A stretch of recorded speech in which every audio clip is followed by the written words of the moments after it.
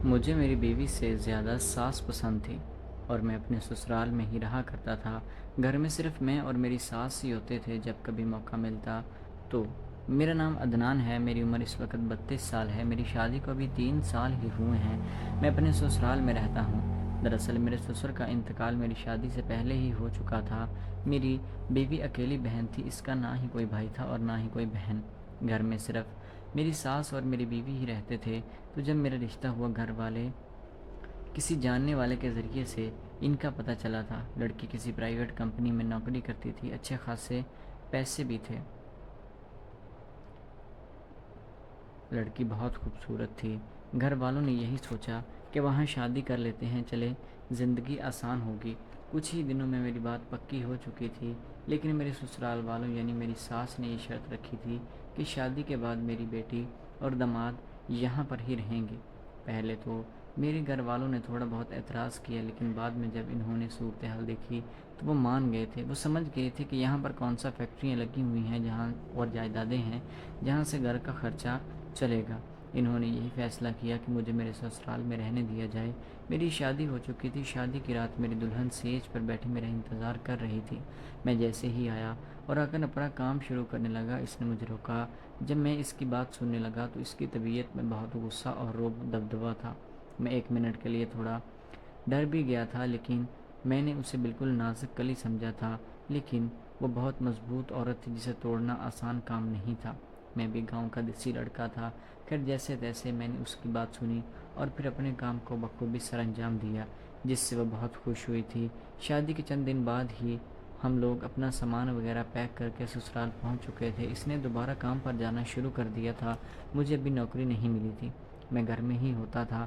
وہ صبح کام پر چلی جاتی تھی اور شام کے تقریباً 6-7 بجے گھر آتی تھی۔ یہ کبھی کبھار اس سے بھی لیٹ ہو جاتی تھی۔ مجھے کبھی کبھار تو برا بھی لگتا تھا کہ میں سارا دن یہاں پر بیٹھا رہتا ہوں اور یہ خوب مزے کر رہی ہے، نہ جانے کیا کچھ اس نے کیا ہوگا۔ لیکن پھر جب میں سوچتا تھا کہ گھر تو اسی کے پیسوں سے چلتا ہے تو مجھے اپنی زبان بند ہی رکھنی چاہیے۔ خیر خاموشی سے میں باتیں سنتا رہتا اور بے شرموں کی طرح برداشت کرتا تھا۔ وہ طرح طرح کی باتیں مجھے سنا دیتی تھی، بات بات پر میری بےعزتی کیا کرتی تھی، لیکن مرد کی جیب جب خالی ہوتی ہے تو وہ غیرت کا نام لیتا ہوا اچھا نہیں لگتا۔ اب کچھ وقت مجھے ایسے ہی رہنے کے بعد مجھے اس چیز کی عادت ہو چکی تھی۔ خیر زندگی یوں ہی چلنے لگی۔ ابھی ہمارے ہاں کوئی اولاد نہیں ہوئی تھی کیونکہ میری بیوی ابھی بچہ پیدا نہیں کرنا چاہتی تھی، اس لیے ہم بس اپنی زندگی کو انجوائے ہی کر رہے تھے۔ پچھلے کچھ دنوں میں سے میں محسوس کر رہا تھا کہ میری ساس کافی اکیلی ہو گئی ہے۔ پہلے تو اس کی اٹیچمنٹ اپنی بیٹی کے ساتھ بہت زیادہ تھی، لیکن جب سے میں آیا تھا تو بیوی کام سے واپس آنے کے بعد مجھے کچھ وقت دیتی تھی۔ اس کی ماں بالکل اکیلی ہو چکی تھی۔ میں نے سوچا کہ گھر پر تو میں ہی ہوتا ہوں، مجھے ہی کچھ ایسا ویسا کرنا چاہیے جس سے طبیعت تھوڑی ان کی بہتر ہو سکے۔ میں اپنی ساس کو آنٹی کہا کرتا تھا۔ میں جب بھی فری وقت ہوتا تو اس کے پاس چلا جاتا تھا۔ یہ کبھی کبھار وہ بھی میرے پاس آنے لگی تھی۔ ہم لوگ بیٹھ کر گھنٹوں باتیں کیا کرتے تھے۔ وہ مجھے اپنی جوانی کے قصے سناتی تھی اور شادی کے بعد جو بھی معاملات ہوئے تھے سارے وہ مجھے بتاتی تھی۔ میں بھی اسے بچپن سے اپنی باتیں اور زندگی کے بارے میں بتانے لگا تھا۔ اب دوپہر کے وقت کھانا وہی بنایا کرتی تھی اور باقی گھر کے کام سارے میں کیا کرتا تھا۔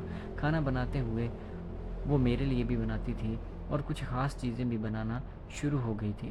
اب اس کی طبیعت پہلے سے بہتر ہونے لگی تھی اور وہ بات بات پر میرا شکریہ ادا کرتی تھی کہ اگر تم نہ ہوتے تو نہ جانے میرے ساتھ کیا ہوتا۔ میں تو ذہنی مریضہ بنتی جا رہی تھی۔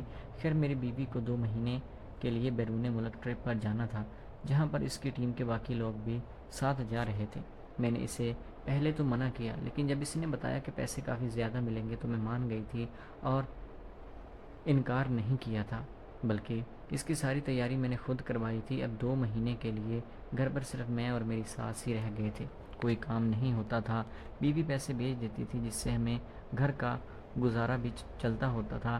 اب جب سے میری بیوی گئی تھی تو مجھے بھی اس کی کمی کافی محسوس ہو رہی تھی اور مجھے طلب ہوتی تھی کہ اگر وہ میرے پاس ہو تو چلے میں اپنی مشکل آسان کر سکوں۔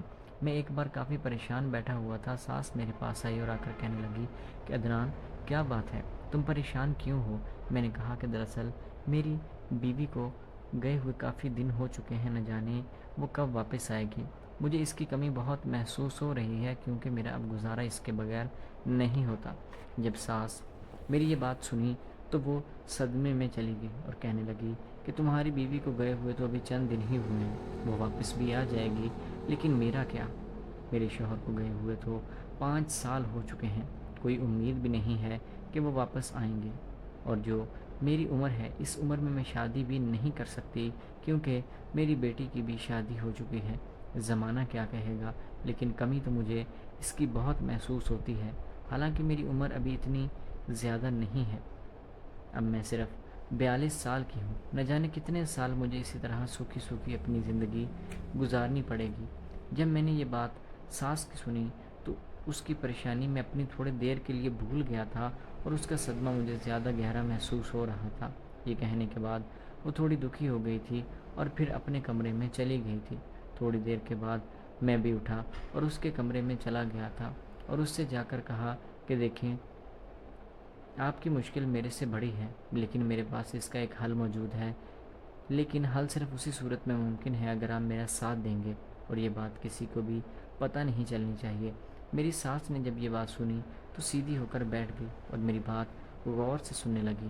میں نے اس سے کہا کہ اگر ہم دونوں کوئی ایسا کام کریں جس میں آپ کو بھی فائدہ ہو اور مجھے بھی، اور یہ بات نہ میری بیوی کو پتہ چلنی چاہیے اور نہ ہی کسی اور کو۔ میری ساس جب یہ چیز سنی تو پہلے تو وہ منع کر رہی تھی، لیکن کچھ دیر سوچنے کے بعد وہ مان گئی تھی کیونکہ اس کی زندگی میں بھی بہاریں لوٹنے والی تھی اور مجھے بھی سکون ملنے والا تھا۔ خیر میں نے آنکھوں میں اسے ساری چیزیں سمجھا دی تھی۔ اگلے ہی لمحے وہ لیٹ گئی تھی اور لیٹتے ہی منٹوں میں سو گئی۔ صبح اٹھی، میں نے سامان وغیرہ اپنا بھی اور ان کا بھی پیک کر لیا تھا اور ہم لوگ کسی ٹھنڈے علاقے میں گھومنے کے لیے چلے گئے تھے۔ میری بچپن سے یہی خواہش تھی کہ میں ٹھنڈا علاقہ گھوم کر آؤں، اور یہ چیز آج میری بیوی اور میری ساس کی وجہ سے میری پوری ہو رہی تھی۔ 15 دن کے لیے ہم کسی ٹھنڈے علاقے میں چلے گئے تھے اور وہ بھی اپنے غم بھول گئی تھی، اور مجھے بھی میری بیوی کی کمی تھوڑی کم محسوس ہونا شروع ہو گئی تھی۔ 15 دن کے بعد میری بیوی کا کال آیا کہ میں اگلے ہفتے واپس آ رہی ہوں۔ ہم نے اسے کچھ نہیں بتایا، خود ہی گھوم کر واپس آ چکے تھے اور ان کے آنے سے پہلے سارا کچھ سیٹ کر لیا تھا، اور وہ میری ماں جیسی ساس جسے میں اماں جی کہنا شروع ہو چکا تھا، وہ بھی بہت اچھی تھی اور میرے جذبات کی قدر کیا کرتی تھی۔ تو دوستو، ہر رشتہ غلط نہیں ہوتا، ہمارا دیکھنے کا نظریہ غلط ہوتا ہے۔ اگر سچے دل اور خالص نیت کے ساتھ چیزوں اور رشتوں کو دیکھا جائے تو دنیا بڑی خوبصورت دکھائی دیتی ہے۔ باقی اللہ تعالیٰ سے دعا ہے کہ اللہ تعالیٰ شیطان کے چنگل سے سب کو بچائے اور سب لوگوں کو اپنے حفظ و ایمان میں رکھے۔